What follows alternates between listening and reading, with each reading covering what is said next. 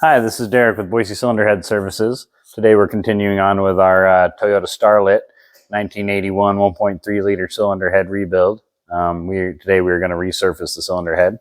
We got it all cleaned up. We've torn it down, cut the seats, cleaned it up, and now we're ready. We ground the valves, and now we're ready to put it in our resurfacer and resurface this thing. So that's what we're going to do. Let's move it over here and get it on our parallel surfaces here. Now we just got to tighten it down. A couple of clamps to get this thing locked into place. We'll verify that our level is up to snuff, and then we will turn this machine on and start cutting. This thing is pretty old, and back with early 80s heads, they get away with a lot of warpage. I don't think this thing's warped all that much, but we'll definitely find out where we're at here shortly. We need a couple different points to hold this thing down so it doesn't get shaken or thrown out of our machine. We also like to do a shake test to make sure we can't shake this thing ourselves out of the machine. Always make sure you wear safety equipment. All these metal flakes could fly at you and get in your eyes. Yep. Safety equipment is really important. Don't want to get stuff in your eyes and make you go to the ER or the doctor to get it removed. I'm just tightening down our parallels here. We want everything nice and snug. Do our shake test here, make sure this thing won't come loose. Let me get our level here. Make sure we're in the ballpark. It's a little bit high on this side, but once it gets into the center, it should straighten out. Looks good there. Now we just got to set our depth on this thing, and we can start cutting.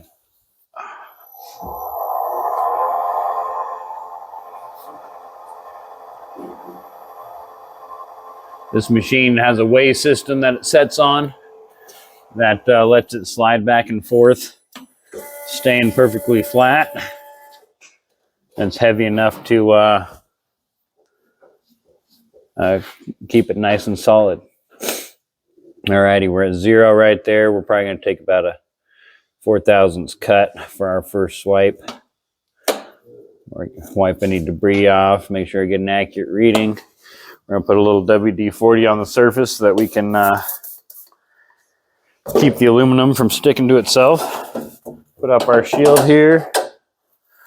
Turn on our cutter. And here we go.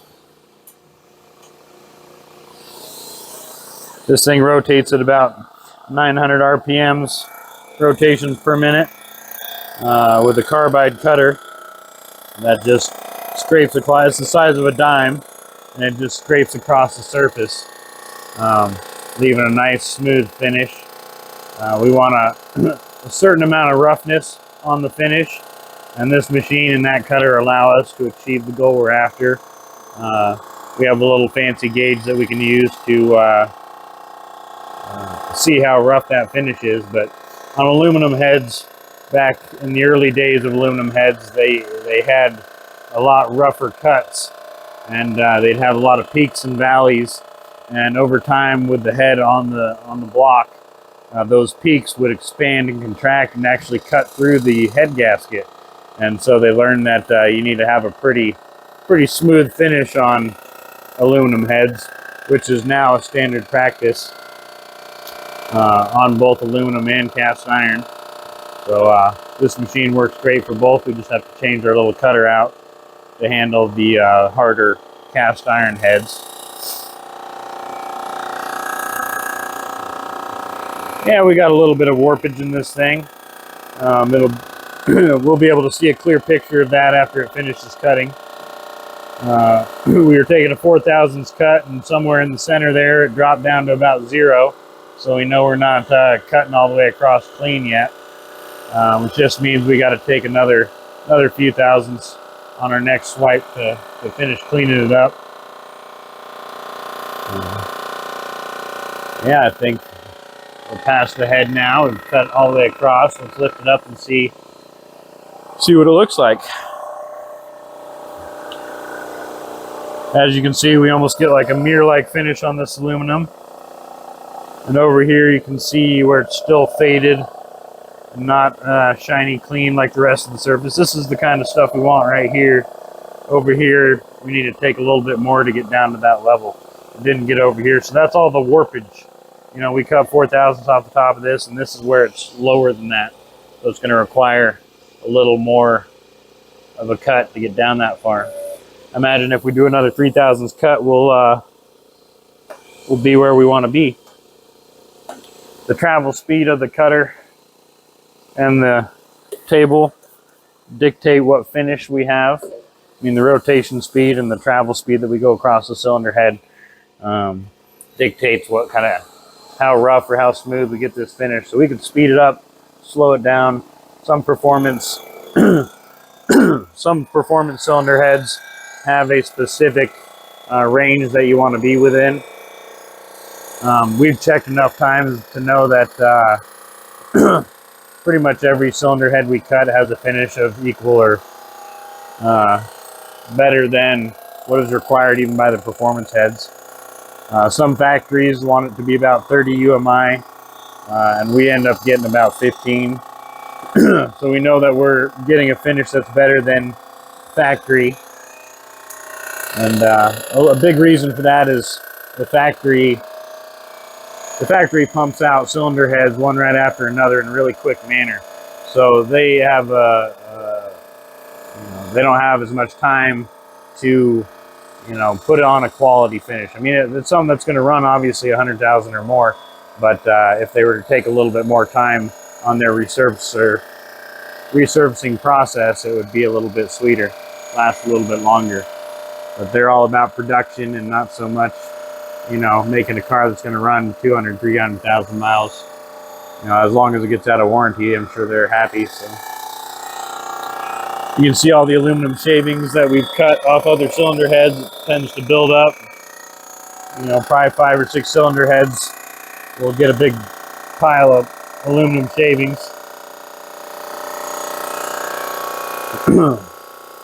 We're let's see, going to be taking 7/1000 off this head altogether, which does increase the compression in the combustion chamber just a little bit. You could do the math on that if you got all the information to figure out how much. If you took 10/1000 off, it might increase the compression by 1 cc. On something like this, I mean, we got super tiny combustion chambers. It's not going to make a noticeable difference taking 7/1000 off the top. We just want a nice clean surface so that our head gasket is going to seal properly. And this thing's going to last as long as it can. Give it every chance we can to make it a long, reliable head, long-lasting, reliable head. It does look like we got a little bit more here in the center. We're going to take a few thousandths more. There's a couple spots I'm not too fond of here. So we'll probably end up taking about 10/1000 off this thing altogether.